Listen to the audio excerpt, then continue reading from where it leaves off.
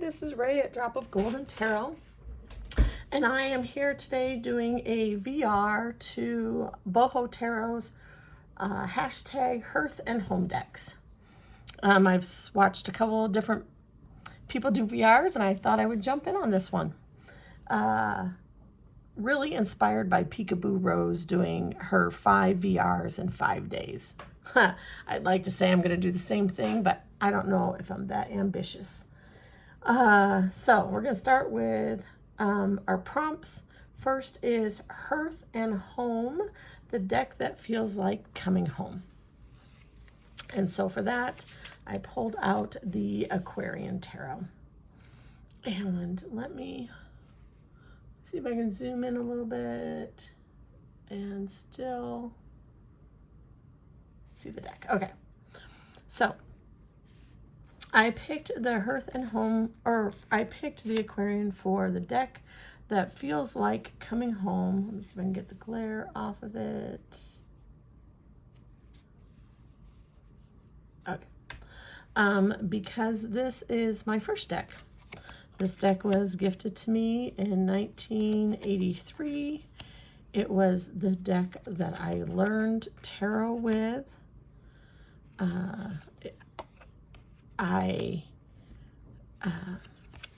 It was an invitation to learn, to be taught.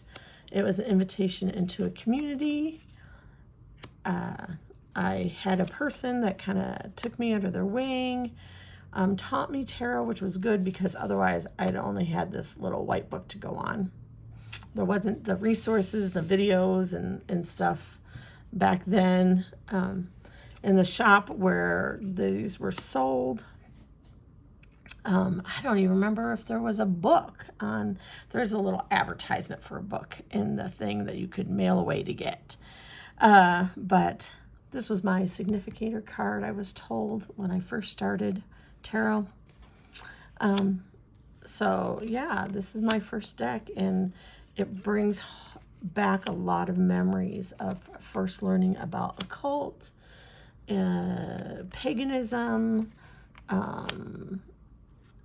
pantheons, worshiping multiple deities, choosing a deity that you might want to worship that kind of resonated with you.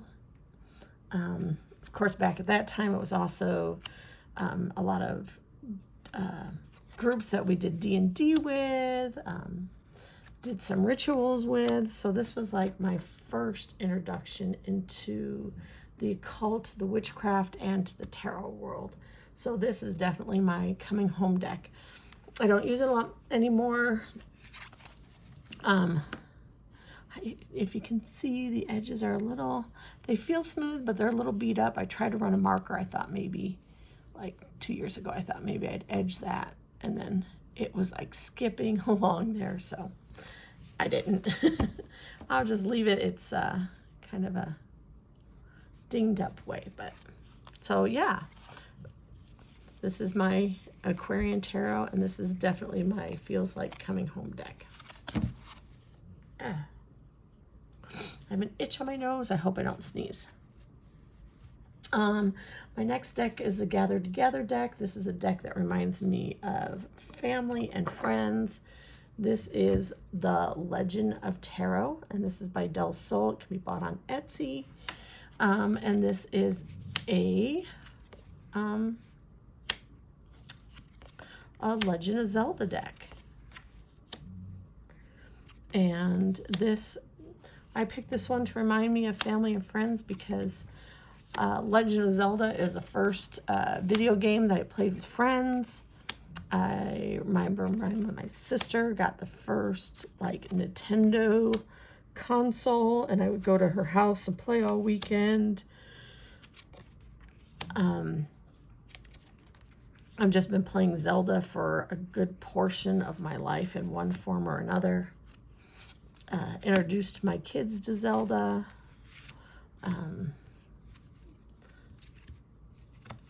I have a couple of kids that also like to play Zelda. A happy squirrel card. Oh, I do have a bad glare. Let me see if I can get rid of that glare. I'm sorry about that. Okay, maybe we won't have so glare for the major arcana as I kind of am flipping through. So yeah, this deck, just as I look at it, I just think of the different Zelda games that I've played and how these characters, I've seen them in different styles and in different games, and the ocarina, you know, just Ipana, gotta love Ipana. And yes, these lovers who are always looking for each other. And you're having to send them messages or letters or some different things back and forth depending upon the game. And our high priest, Zelda herself. Ganon is a magician, and Link as the fool. And isn't he, like, he always starts each adventure with just like a stick. And then goes and gets stronger, more powerful, and starts to learn how to do things. So yeah. And that edging job, I don't think that's dinged. I think that's just some lint, but I edged that myself. So Legend of Zelda is the deck that reminds me of family and friends. The deck that lights my way through the dark, oh, we're already 6 minutes in, sorry about that, is the LGoliath Tarot. And if I had to pick one deck and I could only use one deck for the rest of my life, this would be the deck. I love the images in this deck.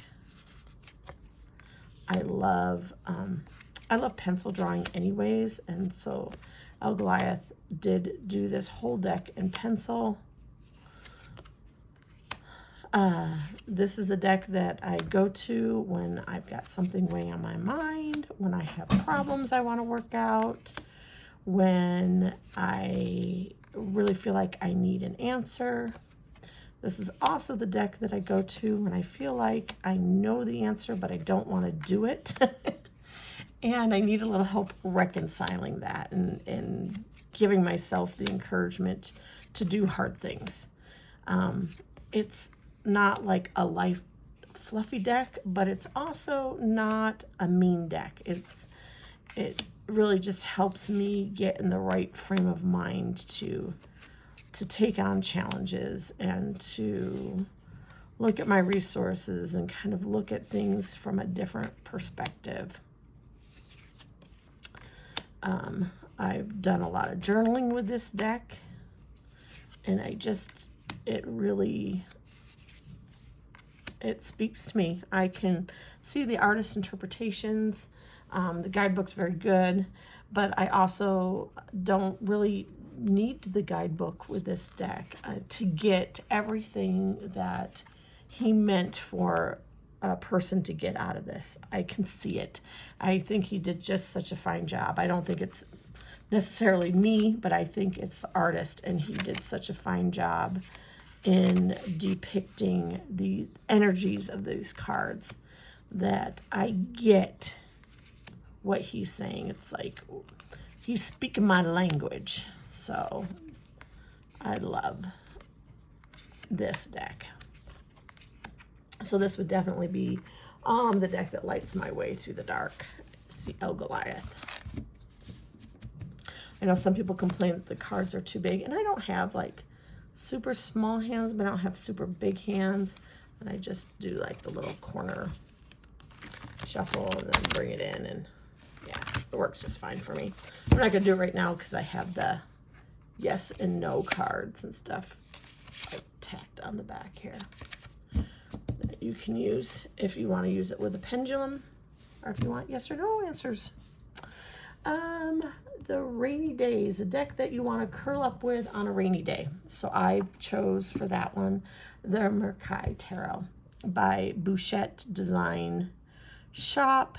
I backed this on Kickstarter. She's got another deck that just closed. We just saw the prototype that I'm really excited to work with in Oracle with this deck.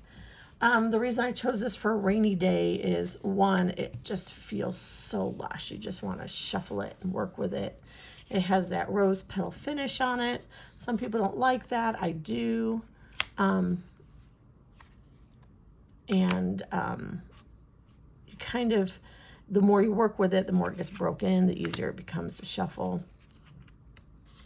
So that's one reason why it's a good rainy day deck, just to sit and shuffle it and work with it. The other is she did do all these association cards.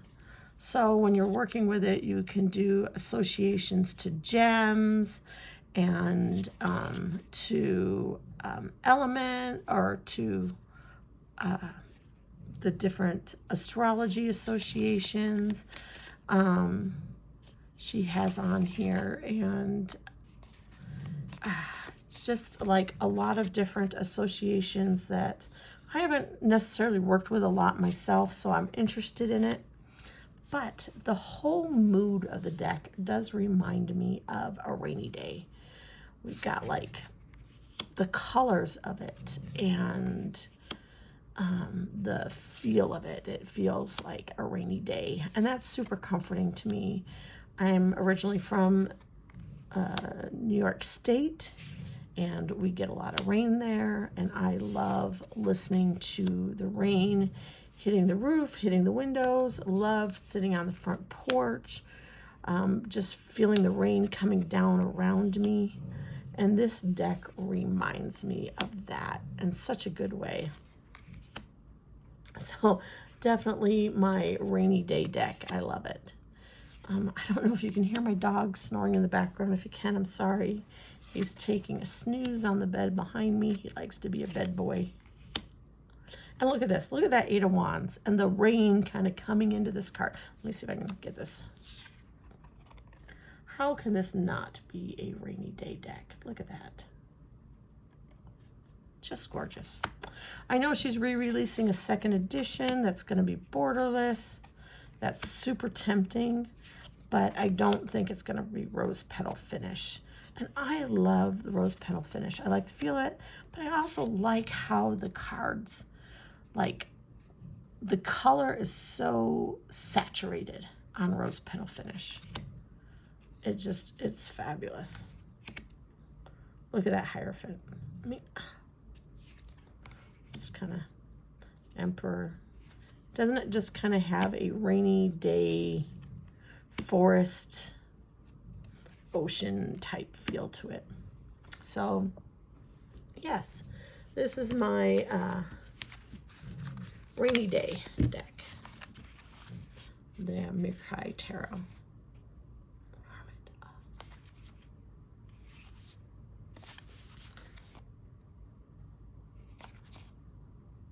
Just beautiful. Okay, so next is Harvest Nights. And this one, I actually had to look through a few decks. I had a few decks in mind for this, and I finally went with the Tarot Renard for this deck. And I want to say that that is by Celia Melisville? Melisville? I'm butchering that. I'm sure I'm butchering that. And I couldn't decide what it was about this deck that made me think Harvest Nights. I also thought about, what other decks was I thinking about? I thought about oh gosh, I can't think of what it's called. This one. And why did I just blank on the name of this? That's so stupid that I did. You're probably all shouting at me what the name of this deck is. Oh well, I'll put it below, or if I can remember, it'll pop to me when I'm not trying to think about it. But I picked this one. Maybe it's the backs that make me think Harvest Nights, the orange of this. I do love that, and there are, like, the suits are very much seasonal, and so we do have winter in here. But these wands are so autumny. They're just so harvesty, so such an earthy deck, even though it's foxes. It just makes me think of that changing seasons. It makes me think of gathering in resources and food, and just like looking through it. And I'm like, I was just flipping through it earlier again, and just makes me think of harvest and planning for winter, and reaping the benefits of the warm sun when it's here, and making sure that you have what you need. So I think this deck is beautiful. So yeah, my deck that evokes harvest vibes or bonfire nights. This is it. Let's see, next is Handmade with Love, the deck that feels like a homespun gift. And so for that, I had this deck, and it didn't come in a box. It came in this bag. And the guidebook is a printed out sheet that could be printed out from anybody's computer. This is an independent deck. When this was first created, it was, I believe that they even did a lot of this cutting by hand. All these prints that Terry Foss made. So Terry Foss is the artist who did the cards. Her daughter, Sarah Foss Robinson, actually took these photos for the back of the cards. And this is a glossy one, so I'm going to probably have to hold it so that you can see it without the shine of the light on it. It's going to be a hard one to... Oh, there we go. There's a good spot. And it's upside down. Okay. Is it all? No. This was just a card I pulled the other day, and I must have put it back in the deck upside down. Oh, maybe I do have... I've got it up and down. Well, we'll just flip it over and see what we see. So this deck, when it's like handmade with love, it does feel like it. I do have some of Terry Foss's prints. And when she sends a package from Etsy, it's just done up so nice, and she'll put in a few treats, and it really just feels like you're getting a package from, it feels like you're in college and you're getting a care package from home. So this is the deck that I pulled for that. And just how simple and beautiful it is. It's not overly wrought. How do I want to say this? It's a little gift that doesn't tell you exactly what you have to think about every card, and it lets you find your own meanings, lets you decide what these keywords mean to you and what these cards mean to you. And that's a gift. And they're just so beautiful. For those of you who might see this video and think, oh, that's a beautiful deck, and then you can't find it, you can get it on Make Playing Cards. Terry Foss is no longer doing her indie version. She has uploaded the cards to Make Playing Cards, and there are plans of this going mass market. She's talked about that at the beginning of this year, and I haven't it was planned for the end of this year, and I expected to hear more on her Instagram, some more updates about that. See all the different light sources I've got here. Let me go. There we go. And I haven't heard a lot, but I'm still expecting that that's what's happening. That maybe the pandemic has put a wrench in it and kind of maybe slowed things down. Or I don't know if there's going to be a new guidebook with it, and maybe that's slowing it down.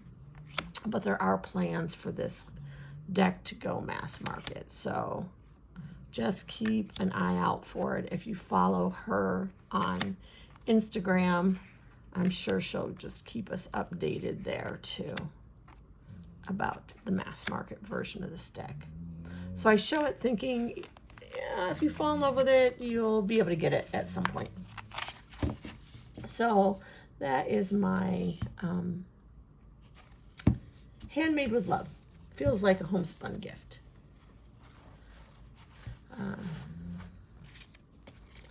Put that back in there.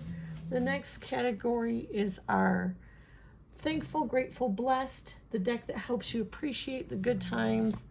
And I am actually going to pull another oracle deck for that. I'm going to pull the Arboretum by Jackie and Phil. Jackie and Phil loves. I want to say Love Say. Yeah, Love Say. This is also another independent deck, but it's still available. You can buy it on their Etsy site. They have several other decks, other oracle decks. They've got books that go with it that tell stories. It's not quite as glossy, but I'm still getting a little glare. Like if I hold it like that, you won't. And this makes me appreciate the good times because I have read the book that goes with this. And Matlock Hair is an apprentice, magical hair, and a lot of his lessons are learning to appreciate nature, different creatures, learn to appreciate his own gifts and the gifts from the world around him. And so this deck just reminds me of that. And I actually even the Brickle Sprites, I actually bought some Brickle Sprites from their Etsy shop. Can you see those? And they're on my desk, keeping it safe and protected. I love it. So I have a couple other books and I have a couple other decks, but this was the first deck that I got from these creators, and they weave a fantastic story through these characters and in this world of Witchendale and the things that happen here and the 4 covens of witches that live here too. And it's just a beautiful childhood type tale that has very deep meanings that are not lost on this adult that are sometimes a good reminder. So yeah, this is my deck that helps me appreciate the good things in my life, that helps me remember to see the world in a magical way. A childlike innocence and exuberance and appreciation for simple and good things. Reminds me not to judge. Reminds me to be open to new experiences, to things I don't understand necessarily, but that they can still be good and teach me things. This is that deck. So my Thankful, Grateful, Blessed deck, the Arboretum by Jackie and Phil Lovesay. And then the final tag, or the final prompt in this tag, is Comfy and Cozy, the deck that's always there for you. And it would be so easy to bring out the LGoliath again, because that certainly does fit the spot. But there are a couple other decks that I use often, that I just go to often. They're easy readers. It's easy for me to get a clear message from them. It was hard to choose which one I was going to pull out, but I ultimately went with Dark Mansions. This does have the brown back on this, but it is still, like, I keep on flipping cards and getting one upside down. It seems like every deck I have, I've got one card that's upside down. I don't know why that is. But LGoliath, rose petal finish, love it. I've been working with this deck for a long time. Not a long time, quite some time. I work with it quite a bit. And so it's not, I don't have a problem sliding these cards. I don't have a problem with them being sticky anymore. When I first got this deck, they were sticky. I looked up a couple of different things to help with that out. I was going to use some fanning powder on it, and I used it on the extra cards, and I didn't like how it changed the coloration of the cards, because it really did. And then I wiped it and wiped it off so that I'd get my saturated colors, and it wiped mostly off. It wiped off enough that it didn't help the shuffability, but it didn't totally wipe off. And so on the extra card, the color is different. It doesn't look as saturated, it looks muted. And so I didn't do it to the rest of the deck. Instead, I just worked with it, and now I don't have any problem like shuffling this deck, getting them to come loose. They don't really clump. I could really easily shuffle like just a couple cards at a time, except for I'm not good at releasing a couple cards at a time. But yeah, it's like it doesn't, it's, yeah, so you can just see here, I'm like, it's pretty easy to get just your card at a time through here. They're not really sticky anymore. But this is just that deck that I can pull out. Don't need a guidebook. It's So Rider-Waite Smith. It's beautifully illustrated.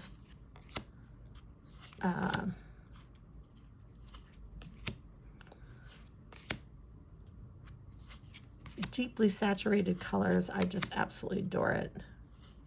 And I don't know, it's just an easy one to use. I use it a lot. It's just beautiful. It's cards like this, like how can that, it totally depicts the meanings of the cards in such a simple way to read them and to understand them.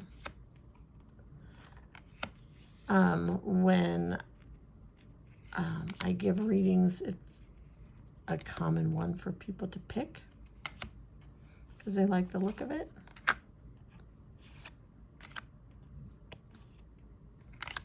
I don't give a ton of readings. I do occasionally take a deck to work, or I did in my last job, and there was a few readings I did there.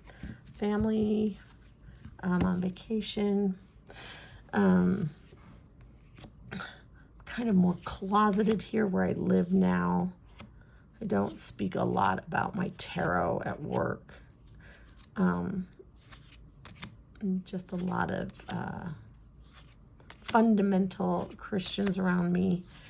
Just haven't really wanted to deal a lot with that.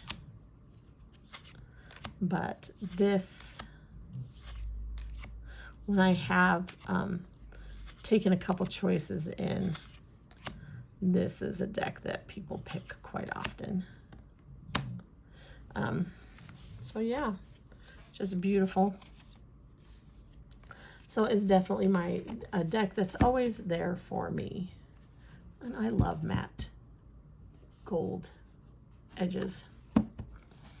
So yeah, that has been my Hearth and Home decks. So thank you to Boho Tarot for starting this, and for other people continuing to pick it up, to do VRs and responses. I've really enjoyed watching these. So if you have done a VR to this, if you want to link it below, I will definitely go and watch it. And I hope that you have a great day.